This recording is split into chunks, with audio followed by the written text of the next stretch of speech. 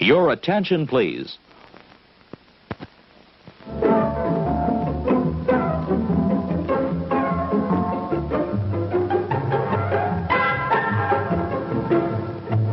And now, on with the show. Coming to you from quarantined New York, it's Unger the Radar, starring Randy Unger.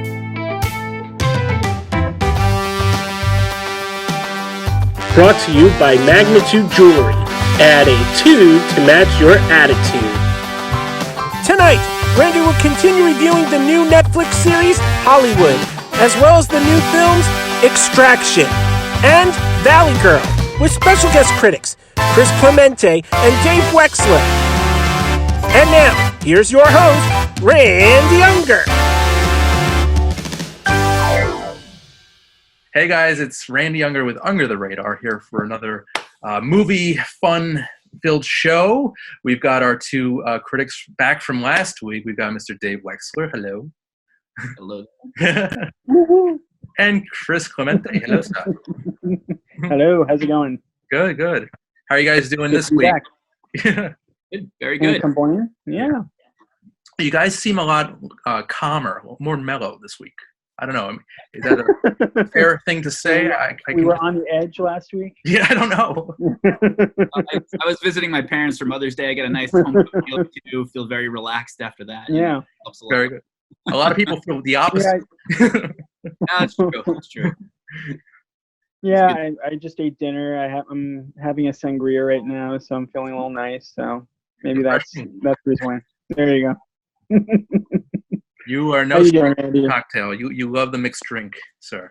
I do. You know, when the occasion arises, I like to partake. Maybe in the future we can partake in person, hopefully. Yes, indeed. Whenever that is, I have no idea. But we'll see. But, how you doing, Randy? I'm pretty good. You know, great Mother's Day yesterday with my mom. Yes, happy Mother's Day to all the mothers. Yeah, seriously. Yeah. Yeah. And that's cool. Yeah. Real quickly, Chris, what was it like? Because I know you have a baby. What was it like? What was it like for your wife yesterday? What was that first Mother's Day like?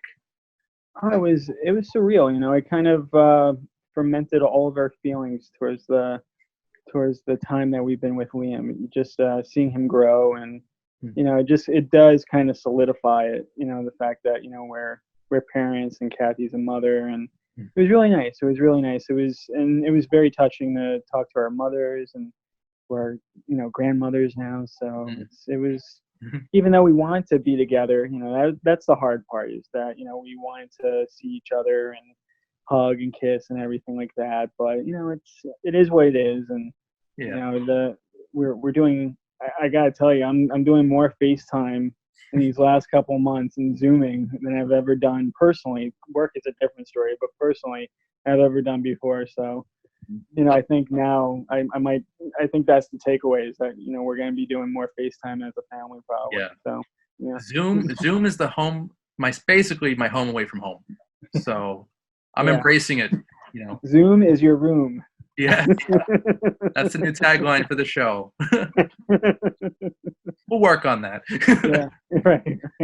I'm sure, like a couple months from now, we're going to see so many unproduced screenplays with, quarantine and Zoom and the pandemic. Zoom is going to pop up in a lot of screenplays, Yeah. Mark my words. I'm excited to see those movies too. Yeah. Yeah. Who would ever thought, we would actually quote Contagion and Outbreak, and it was for real. It's a real thing. We'll see what the future holds for quarantine related cinema. I know. All right, guys. So let's just jump right in. We had the show last week with the Netflix miniseries Hollywood, and for me personally, the first half, it was like kind of a mixed bag, mixed reactions. I really didn't like the overly homoerotic tones in the first episode. They sort of redeemed themselves with the later ones, and they definitely redeemed themselves with the second half, which really went into like the production of this movie, Meg. And I really like the process that they went by a really good evolution of storytelling. Like they went from production to the award show to the impact it has on society, with racism and social and class issues.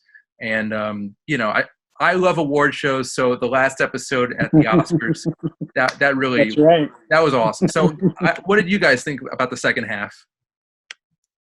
Dave, you want to go first, or? Dave? I thought that it definitely improved a little bit in the second half, mostly because they had some kind of added focus with the single production of the movie within the show to focus on, and kind of the issues immediately surrounding that, and then the award show at the end. The one thing that I thought really kicked up a notch in basically episodes 4, 5, and 6 was the acting in the old cast members realm there. I thought the kind of 3 primary older cast members, Dick, who was played by Joe Mantello, and Ellen Kincaid, the kind of acting coach person, Holland Taylor, and Patty Lupone as Avis. I thought the 3 of them really carried the show for those 3 episodes, 4, 5, and 6. Totally agree. Yeah. They gave them real good material with range to work with, and they really, really nailed it. The last episode I thought was like kind of too much candy on top. It was too much of a sugar-coated ending. The episode title is Hollywood Ending, and that was almost a spoiler with the way they went with it. But I thought it was a little disingenuous to the strife that they kind of had a lot of the characters go through to just have it all wrap up so perfectly neatly. There's an element of satisfaction there too, like you kind of like to see that, especially with all the tumult of the previous episodes. I thought that it was kind of nice, but it felt a little weak to just kind of go perfectly happy ending, more or less. Kind of predictable, kind of. Yeah, exactly. It's just kind of like, this is where they're going. Like the 6th episode ended with a big cliffhanger that then got resolved in the first 2 minutes of the last episode. Like, well, that didn't really dramatically pan out, and it just went right into all the saccharine, and it's kind of like, all right, I guess that's where they're going. But I was still satisfying, I think. I like that they brought in more Dylan McDermott actually for the last episode too. I thought like his role. They should have a show just around his character and his seedy underworld, his past. That would be awesome, I think. That would be a show to watch. Yeah, for sure. Yeah.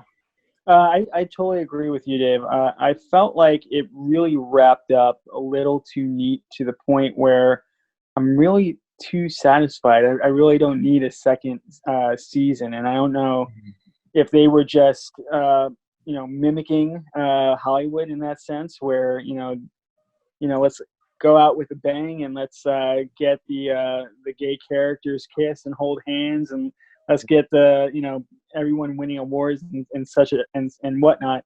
So with everyone winning, I guess we're going to be wrapping it up too. So that's what I kind of felt going out of the first season. I wish there was a little bit more to hold on to chew on for next season. So I really have no idea where they're going to go with this. But with that said, I really did enjoy it, but I still have some issues with it tonally. I feel like I just want to like it a little bit more than what was given to us. I feel like everything you said, that was a right phrase, Dave. It's a little too sugar-coated, and it kind of fits too neatly in this mold. And I kind of wanted to see a little bit more edge, a little bit more gruff, and we're not really getting that here. So so I'm slightly disappointed. But at the same time, it's nice that they are calling out, these casts of quote unquote misfits in old Hollywood, whether it be minorities or homosexuals. And it's kind of interesting that they are kind of being glorified during that time, when in actuality, life didn't really imitate that. It was actually until years later where it was more accepted. So I almost get this feeling like it's almost like, well, since we set this foundation of this alternative reality, like what's going to happen next for Hollywood? So it would be interesting, and I'm not saying that this is where the series is going to go, but it would be interesting to see Hollywood from this point forward in that world, in that universe, see where it lands each decade up to the present. Because they got all that out of the way, what does it look like in 2020? So that would be an interesting take instead of what I would presume would be just a lot more of what we might get in the first season. So Very good point. I'm really curious. Yeah. I would love to see them do like a Hollywood season 2, like in the 70s or something like that. You know? Yeah, that would be interesting. You know, where it's just code era and things like that. Like, yeah, like, just like continue that alternate reality theme and just apply it to different eras in Hollywood. I mean, just both, maybe 2-3 more seasons, I'd say. Right, and because it is set in this real world environment of, they were kind of rattling off old movies, the type of films that they were nominated against, like the Miracle on 34th Street and all that. So it seems like, it is kind of grounded in this semi or quasi universe that's akin to what we know it, but it's a little bit off. So yeah, but totally, I do feel like that the older characters really held the ground, and with Meg kind of being this juggernaut now, I think the true character is I'm forgetting her name, but the woman who plays the new head of the studio and where she's going to take it. So Davis, maybe, yeah. So I'm really curious to see her leading kind of the story from this point forward. But yeah, I kind of want to see more, but at the same time, it's kind of nice that these areas of Hollywood of life are being honored and being exemplified, and they're not hiding in their shadow. So that's kind of nice. I wouldn't say that it's glorifying homosexualism. I don't think it's glorifying racism in a way that we might take it as for granted in today's viewing. But I do think that it's touching some sort of baseline that I think it's important. So I just wish that they would kind of take it to the next level. And that doesn't mean showing anything or writing anything in. I think it just, maybe it's an acting thing where I'm just not getting that emotion from the actors. And it is kind of, what it is? I mean, it's sad because this is a great cast. This is one of the best casts of any miniseries I've seen lately. Right. I think all the blame should be towards the screenwriters. I mean, a lot of it's lazy writing. This could have used a lot more tightening, a little more. I would have loved to have seen some of the actors interact with each other, but you had Queen Latifah who gave a pretty good performance here, but it was just like that standalone, like 1 or 2 standalone scenes. Like it didn't really mesh with the other actors, story arc. I don't know, but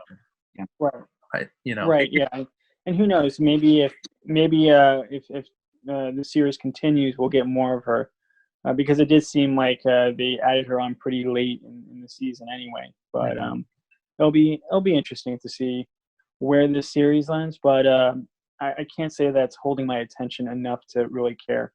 Is this the only season? Do we have more Hollywood coming, or is this it? Do you guys know? I don't know of any definite plans for another season yet. Actually, no. I'm curious. And to be quite honest, I'm not really hearing much buzz of it. Yeah, either, so. I've heard it's getting some lukewarm reviews and evidence of our panel tonight. I think its score was in the low 60s somewhere, which is like not amazing. So right. So we'll see. Yeah. I did want to add, actually, Chris, you said something about how it seemed like a lot of the representation of certain minority groups was not quite genuine to what they were actually going through. And I found that interesting too. I remember thinking this when I was watching it, that like I understand it's a fantasy sort of changing of history for the positive benefit of certain groups, and that's great. But I am worried that it's going to kind of affect certain people who don't know about the history in the wrong way, sort of like Oliver Stone's movies. That people are going to think that this was more like reality than what reality was actually like. And I just kind of I have misgivings about how that's gonna leave. Interesting take. So you think like a younger audience would see this movie and they would think that this is exactly how everything went down back then. They should have had like a disclaimer at the beginning. This is not really how it would. Good idea, honestly.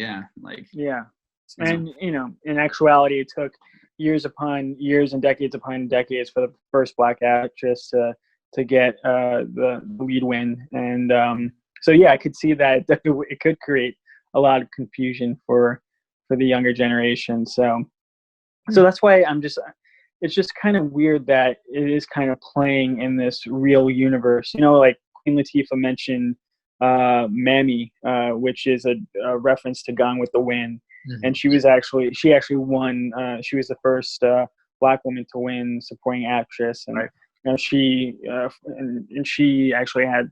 I believe she wasn't even there because she was had to sit way in the back, and all that stuff. But so it does feel like that there's some ground in reality, but at the same time they're playing around with it. So Yeah. that fact alone is what's kind of intriguing me to see the second season, to see, hey, like, what would this universe look like in the 60s and the 70s and the 80s, but Yeah. I doubt that they're planning that. I would say this show has been promoted as sort of a love letter to old school Hollywood. But I think the best love letter, the strongest love letter, was probably Once Upon a Time in Hollywood. And I think that movie was a total success in the way it presented everything in terms of tone and story, and how they kind of manipulated the facts. This sort of tries to do that for the 40s and 50s, but it sadly falls a bit short. So with that glossy candy tone. So that's excellent phrasing. But I don't know what to expect, but again, I think if there is a second season, I think by the first 10 minutes we'll know what we're getting into, and that'll be either a home run or a dud. So we'll see. Either way, we're gonna check it out, and I'm assuming you guys will be on, hopefully. Yeah, absolutely, absolutely. But there's a ton of other good stuff too out there. So much content. Yeah. So, have you checked that? Not the tier-us, but have you checked out Unorthodox? No, not yet. Yeah, you got it. Wait, that's the Orthodox Jewish girl who flees Israel, or where does she comes? No, she's actually in Williamsburg, Brooklyn. Okay. She lives in a very strict Jewish family and community, and she decides to leave it one day, and she has some roots. I don't want to get into it too much in Berlin, Germany, but even that alone is like taboo, because why, as an Orthodox Jew, going to Berlin, and to live your life out. So it's but I make that comparison because it does have this quality of I found the series Hollywood to be a little bit slow burn in the beginning. But I felt like it wasn't as chewy, and it wasn't as suspenseful, and you really don't care about the characters as you do with Etsy and Unorthodox. So it's for those reasons, there are certain parallels. I wouldn't compare those two. Yeah. But I would go check Unorthodox out before I would check Hollywood out. So. And it's chewy, as you said. It's chewy. There's a lot to chew, and it's not just gristle. It's not just fat. There's meat. There's really lean, it's like stuffing. Juicy meat. Tasty. Yeah. I just ate dinner, so apparently I'm not full. Round 2. Yes. Yeah. So Dave, as a whole, Hollywood, would you recommend this to other people? I recommend this, more than I would not recommend it, I think. But I think also there's sort of a specific sort of fan of movies that's going to draw more out of it than a casual viewer, I think. Or at least, at the very least, the messages that are drawn out of it will be very different for people who know about kind of the Hollywood system in the late 40s and 50s, and people who don't. True. I think it was pretty much made for guys like us. I mean, probably, yeah. Film buffs and those who actually care about it. For people to consider it a fantasy as well. Right. Not exactly representative. It's a good blend. Treated back then, yeah. Yeah, no, I agree. I think I would recommend it, but I would be choosy as to who I would recommend it to. Yeah. Like you love Ozark, right? I know that you were reading about it. That was it's still nothing resonating with me. Yeah. It's funny how and not to go off into a side tangent, but it's funny how when we critique and look at all this stuff on Netflix or whatever streaming platform or theater for that matter, we as critics can point out the obscure, can point out these little gems, but there is that universal feeling that arises in something good. And we got that, for example, with Breaking Bad, and we got that with The Wire, for example, and Better Call Saul, and even with Netflix shows, we see it with Ozark, So, but it's almost like we're trying to squeeze some juice out of a rock like Hollywood, but there's a reason why it's not picking up attraction. There's a reason why it's not Stranger Things. So yeah. So sad because the cast is among the best I've seen. Yeah. I mean, it's a great group of people, and I am curious to see how they would act in a more realistic fashion, in a less gloss over fashion. So, I'm really curious. So it would be great to see them get hired to do other stuff. Yeah. I mean, like, I'm going back to Entourage because that show, I love that show. It's depiction of Hollywood and just making it in the business. If they could do that, in the 40s in that style, I think this would have been so much better. Right. I blame the screenwriters and the producers, and it had a lot of potential, but I don't hate the series. Right? No, I don't hate the season, and I wouldn't call it mediocre. There's something a little bit better than but at the same time, there's something that I quite don't like about it. So it's there's something about it. There's something about this show. And I can't put my finger on it, but I'm not liking it. So. Well, I think, Dave, you brought up a good point, and I totally agree with the art direction being the main stuff. Yeah. It looked beautiful from start to finish. That's Oh yeah. It looked better than most movies. And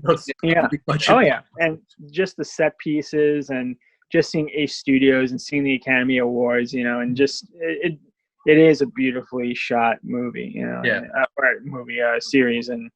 Yeah, for that reason, I'm not complaining to get more.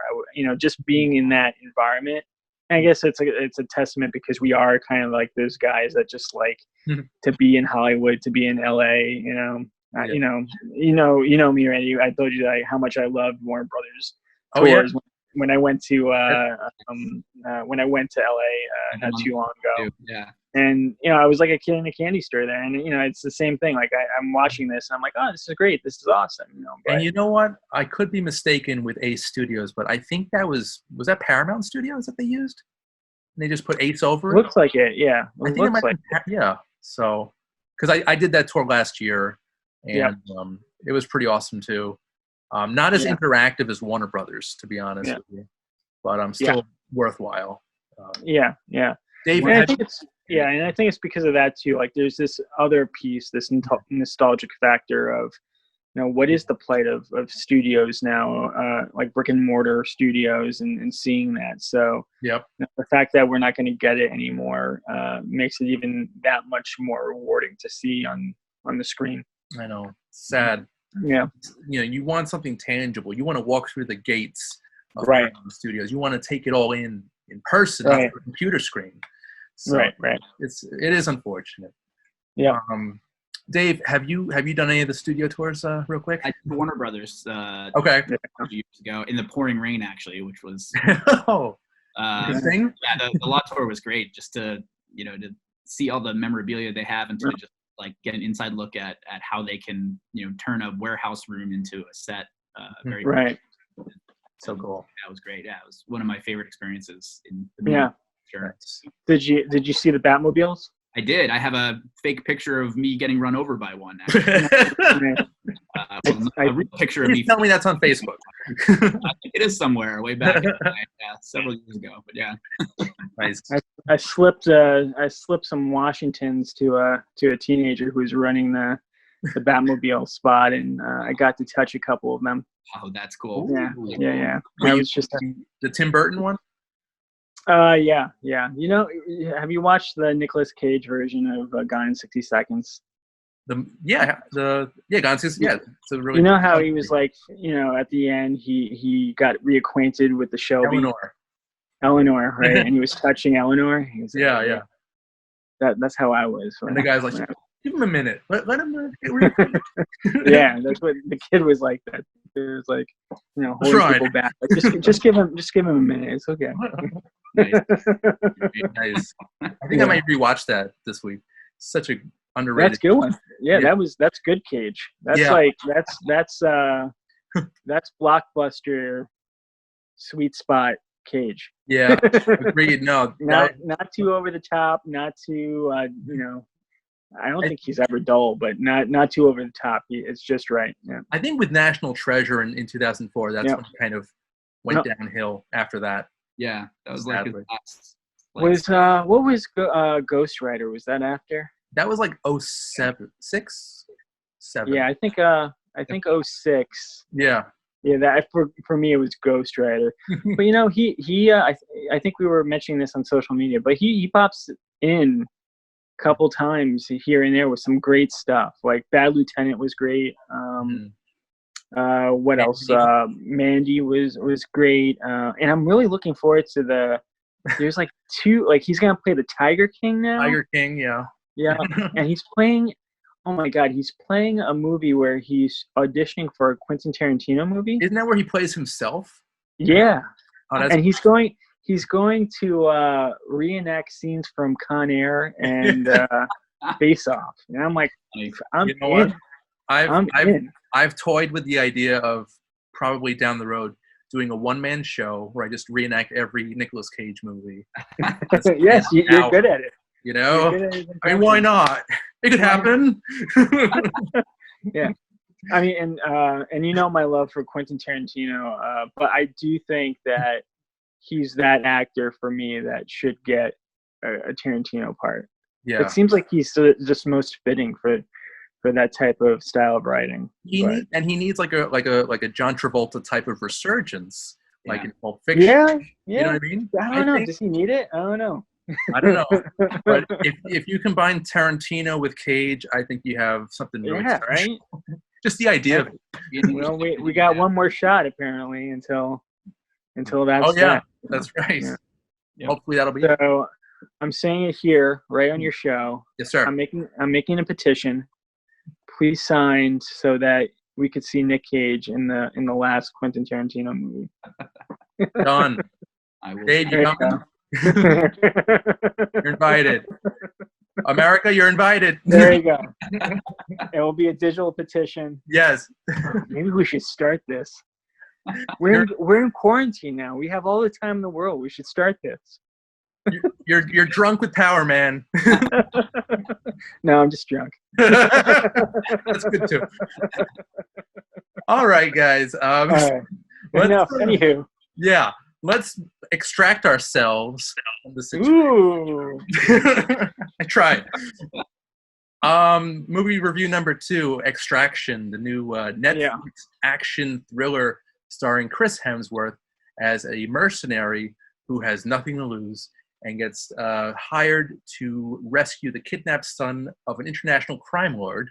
And basically, it's close to 2 hours of bullets and blood and jumping off buildings, driving through buildings, and it's just a red-blooded American action movie.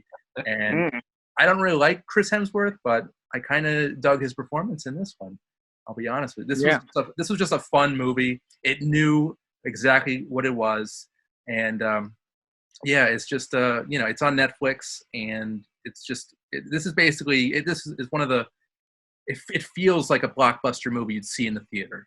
You know, it just feels that way. To me anyway. I agree with that. It's just a fun ride, you know. You want to see where Chris Hemsworth is going to go, and it's just it's actually very well made. The fight choreography, especially, is really quite special. Kind of reminds me of a little bit of John Wick in a way. But gentlemen, what are your thoughts, Mr. Wexler? It's funny. this may seem overly critical, but I'm not really sure I have any memories of anybody saying any words. Yeah. The guns do the talking. It's like, if you think, I think John Wick is a good comparison, but at least John Wick like built a world around its story. Its story is so very basic. Like, oh, guys, dog gets killed, revenge, go. Right. That's essentially what Extraction is like. Oh, okay, you're hired to go rescue a kid, go, and that's the entire movie. But John Wick had this really interesting sort of like underground assassin's mythology built around the whole thing that really, I think, kind of carried it. And aside from the fantastic action scenes, it gave it its own life beyond just the action. I don't think Extraction has that like at all. I think the action was great. It is very John Wick-like.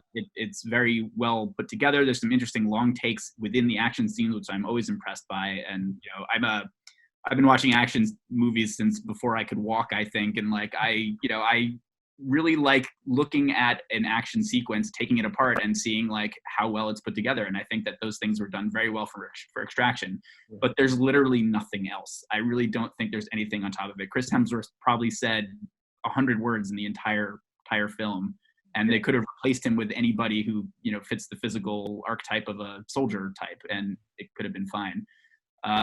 By the way, you were asking about Hollywood. I did notice when I was looking up Extraction on IMDb that they already have announced a second one for 2020. Oh, there you go. Cool. I really feel like you were saying, like it seems like a movie, a real Hollywood movie you could see in a theater. I'm not sure I agree with that, because I don't think the screenplay would have gotten through Hollywood. It seems very appropriate for Netflix, where they can be like, we can just throw away some money on like paying Chris Hemsworth, shooting some action scenes, and just calling it a movie. Whereas Hollywood would have to have a little something more, or it would get lambasted and it would suffer for it in box office returns. Since there's nothing like that for Netflix, I feel like they can just kind of, I want to say half-ass it, but I don't know if that's too critical. Maybe it isn't. But it's kind of what it felt like for everything behind the action choreography to me. Yeah.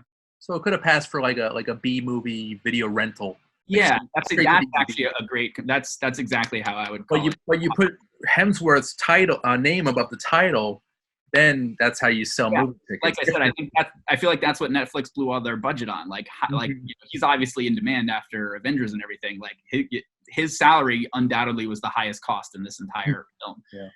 So it's like if Hollywood were doing it and they wanted to spruce up the rest, they could have hired somebody else and maybe had a better story in there, or better mythology, or better stronger side characters or anything like that. Yeah, fair enough. Yeah, I mean, for me, I totally agree with what you guys are saying. I liked it. I wanted to like it more, and I feel like I liked it more for a certain degree, for a certain amount of time, until the very end. The end got me very mad, because when I thought I was really loving this movie and really digging it, it took a really bad turn. And looking at what we're reviewing today on your show, Randy, I think that there's a general theme, and I would say that it is unnecessary studio influence, and you can feel it in the series Hollywood, right. And that's why Meg got created, because it was going against the grain. But with this, I don't want to go into too much spoiler territory, but there was a decision made at the very end, and it was clearly because of screen testing. I later went on to read more about it. Okay. And because the audiences didn't feel that they didn't want a drab ending, they decided to go a different route. And to me, it doesn't make any sense, because we clearly saw what happened. Yeah. So I didn't get the ending that they chose, to say the least. And it's a shame, because I think it was, for what it's worth, I feel like that this movie is really something that you don't see a lot anymore. I feel like despite what you would think is a very simple story, it's actually pretty complex. And the film is actually shot pretty complexly too. It's a lot of the scenes, and I was particularly a fan of the close combat scenes within the cars, within just hand-to-hand combat. I thought it really exemplified what Chris Hemsworth could do as a stunt coordinator, and I believe that a lot of the shots, they weren't just tight, close-knit shots. They were edited to stream flowly into one another. Then it kind of broke and it was over the shoulder. So it was shot rather complex, and I thought that was really interesting because it was reminiscent of one of my favorite movies, Children of Men, and I got that quite a bit. It's not near the level of Children of Men. I love that. You know what, Dave, you brought it up, the long take. Yeah. And where the Children of Men comparison comes to play, because that scene on the road with the car, and then that one, or just going through ruined buildings, and just following those characters and following the mayhem that they're kind of going through. It's become very popular again, especially with the World War I movie, 1917. Sure. And it was popular even before then with The Revenant and Birdman. Just the idea of just this one long take, but it's not just that. It was very complex. Just shooting and editing. So I gotta give it props for that. It is a Russo. I think Russo Paul, yeah. So it's almost like, well, Joss Whedon went on to do Shakespeare. After his Avengers take. The Russos did this, and I like this a little bit better, to be honest. But and I thought, as far as Chris Hemsworth, I thought it was some of his best acting in a while. I think he's got kind of had this label now as like a comedic actor. His turn with Thor has been very comedic as of lately. Right. Even in between, like with Ghostbusters and. He just did the Kevin Smith movie, and he does these comedies like Vacation. He's not, he's taking this little turn, so I think it kind of readjusts his acting style a little bit, which I kind of going the Arnold Schwarzenegger route of combining action and humor. Dwayne Johnson does the same thing. Yeah, so. And I felt that. I felt like they were trying to go for like this older action movie, but it wasn't quite that. It didn't feel like a 90s or 80s action movie. It felt very much like a newer combat movie, like a Jarhead or something like that. So again, like I was really digging it, but the ending kind of got me mad because you could just get a sense of the studio's influence, and I just feel like it's unnecessary because what studio? Like it's Netflix, so you don't have to worry about it waiting for a theatrical run. It's playing on your device. It's streaming right there. So once it's done, it's done. So I don't understand why they need to have studio testing, in this point in time. So isn't it Netflix Studios? Isn't that the name of the studio? Yeah. Okay, so everything falls under that umbrella. Yeah, it is. Yeah. So, but yeah, I mean, I would definitely recommend it. I don't think people would probably feel as passionate as I do about the ending, but I just wish they at least would have taken a step back from the graphic violence leading up to that type of ending. I'm trying to dance around it, not to spoil it, but and I think because it did a great job in the violence and the gratuitous detail of it, it was to the point where, it's like you saw every blood splatter, every gunshot, and and because of that, I feel like it kind of misstepped the ending a little bit. They shouldn't have had it. Yeah, it was a little too much thrown in. Basically, the only takeaway I get from this is again the fight choreography. And some of the best action sequences I've seen in a film, especially a Netflix film lately. Yeah.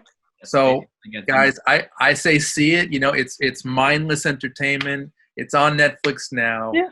I think it's more than mindless. I think there's some depth to it, especially when you see Chris Hemsworth's character development and kind of answering some questions that kind of was plaguing the character throughout the whole movie. And I think it's some of his better acting in recent years. So You know what? I think there's some weight to that. Yeah. I would have loved to have seen a different actor though, because I think Chris Hemsworth is way too overexposed. He's in pretty much every blockbuster every summer.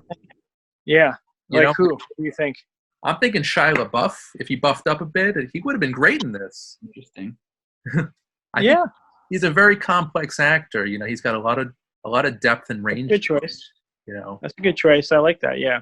So I think that's a cool idea. Yeah, like we kind of got that, you know, in Fury as him being a soldier. Yeah. So get that? Yeah. But sort of a misfit, you know, kind of operates on his own terms. Yeah. Right. I like that. Yeah. But you know, we got what we got, and I thought it was fine. But yeah, I could see kind of the take back of that. Yeah, sure. Okay. Dave, see it, skip it. See it if you like John Wick. If you want a story, you probably should look elsewhere. But if you like action choreography, it's worth seeing. Yeah. Right. Yeah. And Chris. I would say go see it. Yeah. I like the other movie. Go see it if you like Hollywood stuff. Mm-hmm. Go see this if you like action stuff. You know, or if you like Chris Hemsworth. Yeah. And if you're on Netflix and it just pops up on your screen. That too. Yeah. Which, you know, it sounds so meh, you know, when you kind of break it down like that. But yeah, I mean, I do. You know, in all seriousness, I do think that there's some really good stuff there, and people should seek it out. Okay, cool. Yeah. All right, guys. So we're going to take a short commercial break, but we'll be back with our third film review of today, Valley Girl, right after this. Under the Radar is brought to you by Magnitude Jewelry. Add a 2 to match your attitude. Patent pending, interchange genuine gemstone and crystal EMF protection jewelry. For more information, please visit magnitudejewelry.com/gemgirl or call 718-268-6634.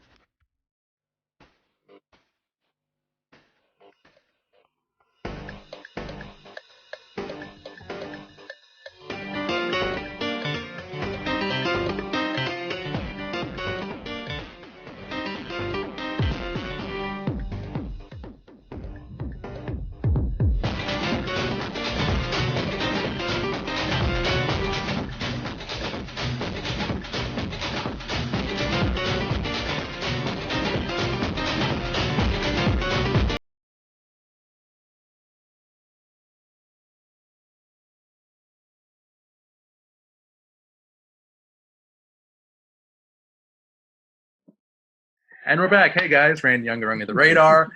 Here to review our third film of the evening, Valley Girl, which is a remake of a movie that didn't really need to be remade at all. The 1983 Nicolas Cage romantic comedy Valley Girl, which is basically a modern take on Romeo and Juliet, which focuses on a valley girl in California. Who meets Nicholas? I wish that we were reviewing the original, but basically it's about a valley girl who meets a punk rocker, and they come from different sides of society, and basically they fall in love. Their friends and family are against it, and it's a musical. Yeah, and it's a musical too, of them overcoming the odds in this overlong Glee episode, in my opinion. Perfect. Yeah. Say no more. That's all you need to say. You know? I mean, okay. It has a pretty good cast. It stars Jessica Roth, who was in the Happy Death Day movies as the Valley Girl in this. And she falls in love with Randy, Josh Whitehouse, and basically, hijinks ensue. So, I mean, this movie was so flashy. I know it was supposed to be flashy. It's just one long musical number, basically. And, this movie should be marketed towards younger, teenagers and younger. Mm-hmm. Being 35, I understood it. I didn't appreciate it. I didn't hate it either, but it was a little obnoxious, in my opinion. So I don't know how you guys feel about the Valley Girl remake, but I see it's kind of lukewarm for me. gentlemen? Yeah, I have Yeah. an interesting relationship with musicals, especially newer ones. Like musicals had their kind of I'm intrigued. and those are the musicals that kind of still exist, and they're done in a way where like the musical sequences and the story kind of work together very well. I feel like a lot of modern musicals don't really understand that relationship so well. Like they're putting in musical numbers for the sake of having musical numbers and calling it a musical without understanding how the musical numbers can relate to the plot of an overall thing. Right. And I don't know, I felt like this suffered from that a little bit. It was like, okay, I like this song. I'm a little older than you, Randy. I remember the tail end of the 80s pretty well. And, I certainly, like you said, understand exactly what they're going for here. And I love the soundtrack. I certainly love my 80s music.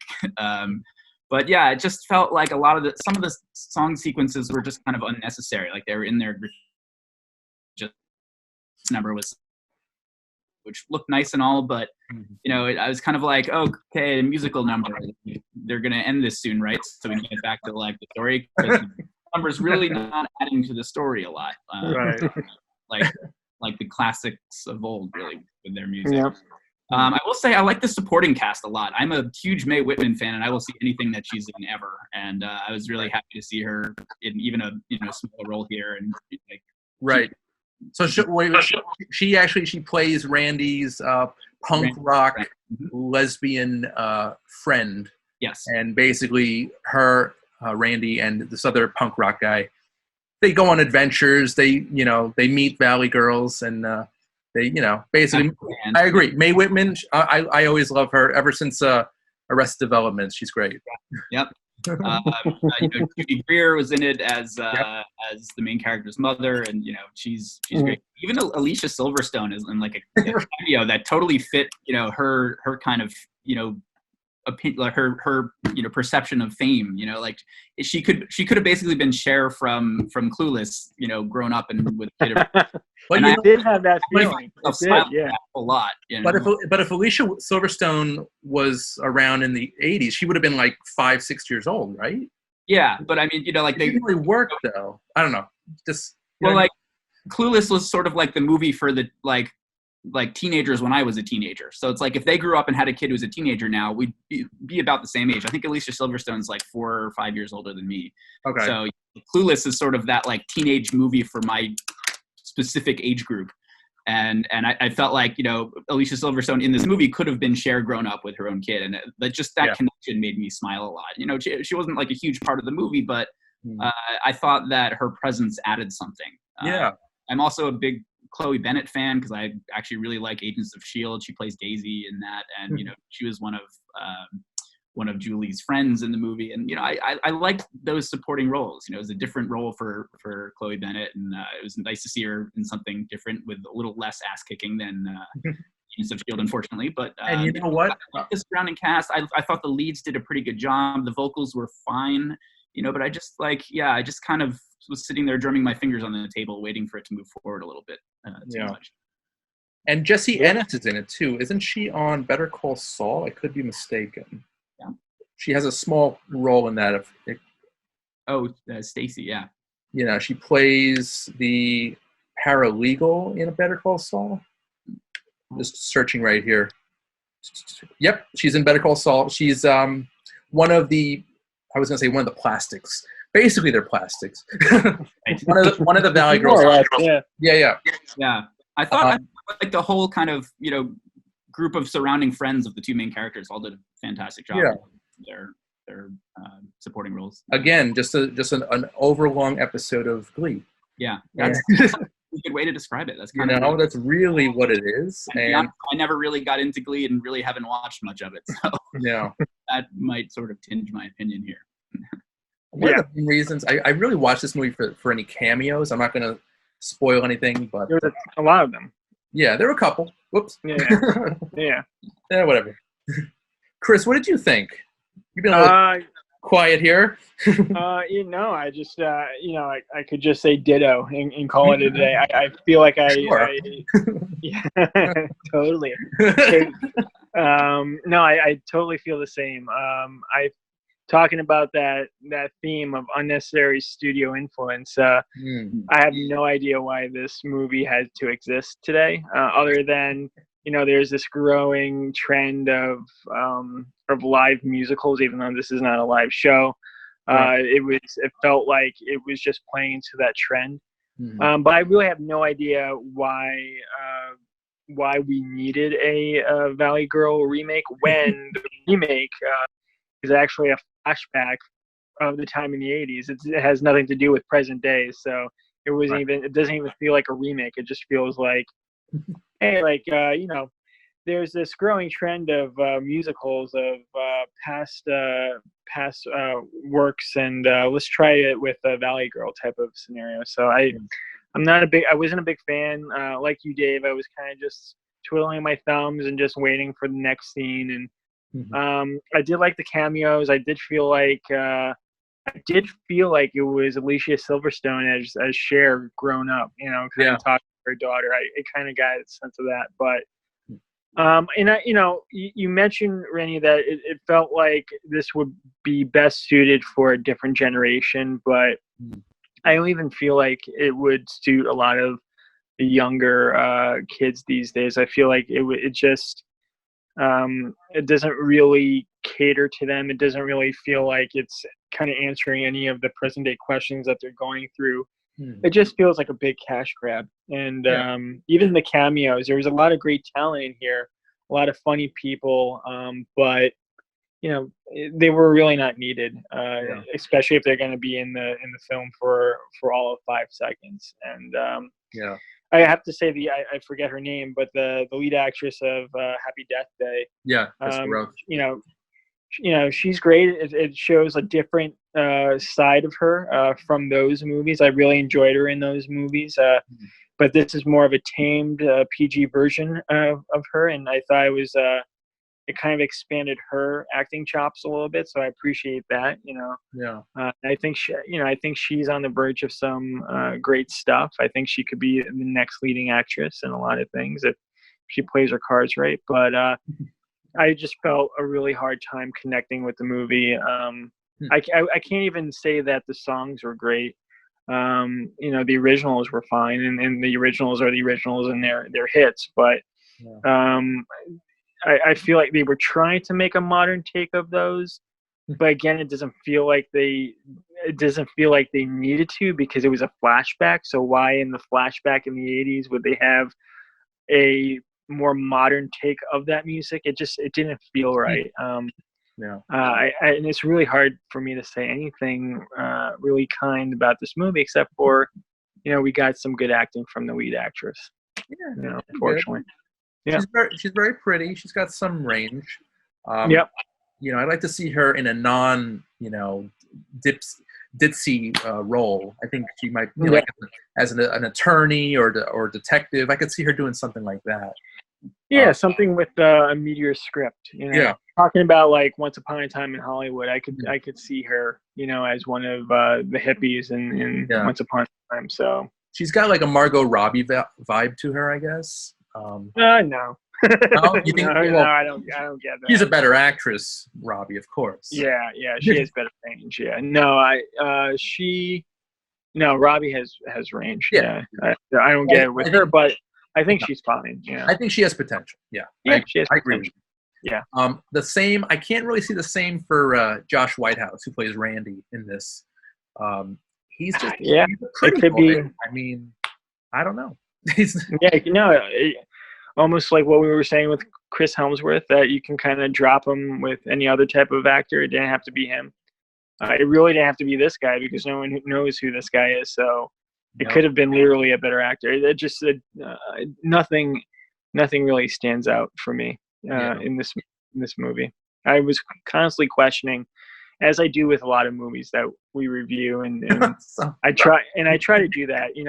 I try to get like why is the studio or why is the director making this film? And I do find that in a lot of entertainment and a lot of blockbuster movies, there is this kind of even the Avengers. I'm quoted of not liking the Avengers movies, but there's an audience towards that, and there's a fan base towards that, and there's an honor code towards that. But no one was asking for this movie, so, and I don't necessarily think that anyone would get anything out of this movie. I mean, for the most part, kids these days, they would have heard these songs before. You know, they are pretty popular even for today. So to say that, you know, it's you know, they're preserving the time capsule of the 80s doesn't make sense. So I was going to say something along those lines too. Randy, you said like clearly the movie's sort of targeted towards teenagers. I'm not sure if that's going to work in this movie, because teenagers these days really don't care about the 80s. They just don't. You know, like they seem to have some sort of personality. The 70s had some personality in terms of nostalgia, but the 80s don't really carry a lot of youth these days. Kind of cool. They carry like the Xennials, like me, like people stuck between Generation X and the Millennials. Right. So Dave, would you say that this would have been better? Do you think this would have been better as a Clueless remake? Probably, yeah. If it was going to actually be a Clueless remake that they turned into a musical, that would at least be odd as well. Yeah. Right. So like, so it's almost like pointless. Like, it's almost like let's just watch Mean Girls and then catch the Broadway play afterwards, and we'll be more fulfilled than watching this movie. Yeah. When I first saw it, I actually thought it was more like a sort of Grease update. Grease has that great nostalgia value for a time that you know a lot of people look back on as an important era, sort of in American history. I don't really think people do that with the 80s, to be honest. And I don't think it's gonna nearly have that same kind of weight.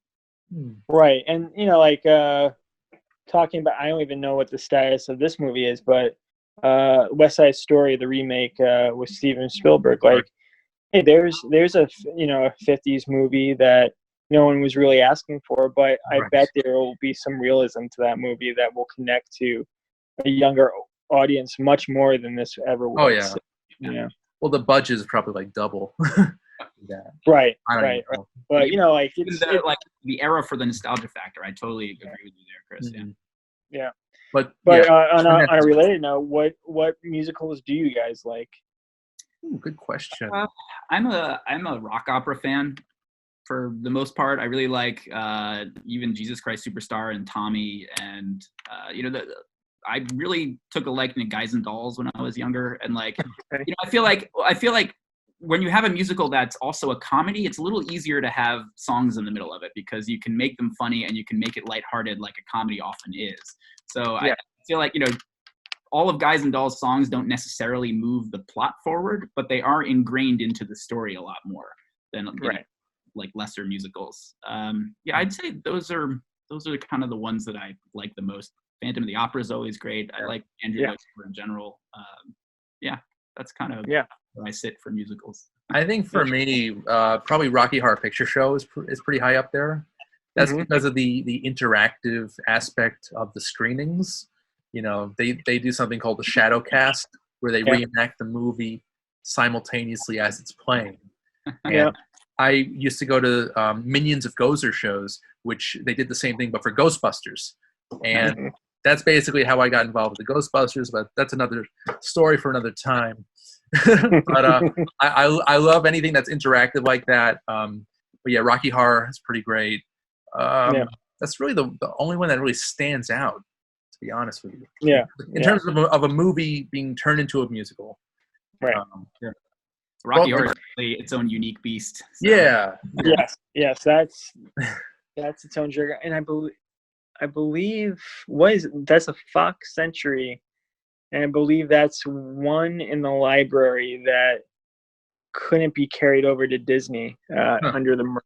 So Fox still owns that because of the fan base with the interactive screen time that they do. You don't really see that with any other show. I mean, you definitely don't see it now, but you know. Yeah. The Room. That's the only other time I've seen that. The Room, right. They threw a lot of spoons at a screen once. That was pretty funny. Wait, they didn't reenact the movie though? They didn't reenact it, no. But no. That would be cool. I hear what you're saying, Dave. Like it has that cult following of repetitive rewatch. You know, like I love it because it's so bad type of Yeah. quality. Nice. Here's some trivia for me. Rocky Picture Horror Show is on my shame list. I've never watched it Oh wow. before. Okay. Not a bad. That's Myself. not a bad thing to admit. I mean, I have the worst movies that I haven't seen. You know, Yeah. worse No, things to I'm admit. not. My movie. Yeah. It's not that I don't want to watch. I just never rose to the occasion to watch it. I don't know Also, why. you have to be in a very specific mood to watch it. Yes. Yeah. There's some movies that do it for me. Yeah, I've never seen it in a theater, which I know is like what you really have to do to Yeah. do it properly. I've just Yeah. So, And I know the Like, songs happy to just from I know the songs from just popular culture. You know, they show up. I think the first time I put two and two together was on the watching the Drew Carey show, and they did a special of Rocky Picture, and I was like, oh, that's from that movie that I never watched. Isn't the opening of the opening of the Drew Carey show? It was basically like a musical number. Cleveland Yeah. Rocks. Is that? Yeah. But they actually did like a Hollywood Halloween special of like He Was Dreaming or something like that, and he was reenacting some of the songs of Rocky Picture Horror Show. Cool. All right. Yeah. For me though, for musicals, I always liked musicals where they didn't break into song, but rather music was part of the storyline. And for me, like the Blues Brothers, that's that's like the quintessential musical for me, because it's a type of movie that you actually have to second guess and say, oh yeah, that actually does fit in a musical surrounding. Yep. It's very rare when that happens. That's even, Cabaret kind of fits that mold for your classic stage musicals, because the idea is you're in a cabaret theater, which evokes that certain style of presentation, and they work that into a plot very well, I thought. Right. Yeah. No. Good pick. Yeah. All right, guys. So we have a few minutes left. Valley Girl, see it or skip it, Dave? See it if you like Clueless and you're between the age of 37 and 42 specifically. Skip it. I would say skip it and watch Rocky Horror Picture Show. I mean, Sounds like a good recommendation to me. I'm gonna say that this is on my radar. You could see it if you're very curious about remixes. Oh, come on! Definitely see the Nicolas. There's plenty Cage of other stuff first. out there. I know I'm too generous. But yeah, see the Nick Cage movie first. Watch Glee. Just watch Glee. Yeah. You'll get your fix from Glee. There you go. All right, so this Valley Girl currently out on digital, and check this out, in select drive-ins. That's what it said. So drive-ins are still a thing. Still. Yeah. Well, yeah, that makes sense. Have you ever been to a drive-in? They're still kicking. Yeah. A couple of them. There was one in New Hampshire. When I used to live in Albany, there was a few drive-ins up there, and that was a summer thing. Like you could actually make a day event. Like towards the end, towards Labor Day, they would kind of squeeze 3-4 movies in, so you would just spend the whole day there. And it's perfect now with quarantine. Like you're basically quarantining in the car, so why not? Yeah. I sadly have never been to a drive-in, and it's something I really want to do at some point. I think seriously, with the pandemic, I think there's going to be a serious increase. You might see these in like in Central Park or something. I don't know. Yeah. Okay. There you go, guys. Once this is over, once the pandemic's over, we'll take a road trip. Yeah. I live in Southwest Connecticut. I don't really think there are any around here. Not that I know of. I know there's one on Long Island. They're mostly upstate, I think. So yeah, there's a few upstate. Yeah. Yeah. The one I'm talking about, a little shameless plug with Malta Drive-In. You go in, you tune into the frequency. You watch a little cartoon in the beginning. You have a little break, and then you watch the second. You get 2 films for the price of one, for the most part. I love double. And So one of these days, guys, we'll do a road trip. Sounds good to me. Consider me there. All right, so guys, any plugs, Mr. Wexler? Anything you want to? I don't have anything to plug at the moment, actually. Yeah, just waiting out quarantine and living life. Best of. Nice. Yeah. Mr. Clemente. For me, you can check out foreignnationalentertainment.net, and you can check out Movie Lovers Podcast for some archives with yours truly and this guy right here, Randy. Just keep watching. It's a good time to catch up with a lot of stuff. So Definitely keep at it. Yeah. Cool. All right, and just want to mention real quick, friend of the show, Mr. John Bartnick. He has a GoFundMe page to raise funds to 3D print PPE equipment, mostly masks, and these go to essential workers. The goal right now is $1,500, and he is currently at $360. So, yeah, do your part, people. Email John Bartnick at nerdasutrahelps@yahoo.com. That's NERDASUTRAHELPS @yahoo.com. Awesome. And also another plug here, Magnitude Jewelry promotion. With each $50 purchase, it gets a free mask and free shipping, and over $100 gets a free hand sanitizer. So look into that. Magnitude Jewelry, guys. So, gentlemen, Mr. Wexler, Mr. Clemente, thank you so much for your time today. This was awesome as always. Pleasure. Thank you. A lot of fun. Definitely. Yeah. I'll see you guys real soon. Absolutely. Yes. All right. Sounds good. Take it easy. Stay safe. Stay safe, guys. Stay Thanks safe. so much.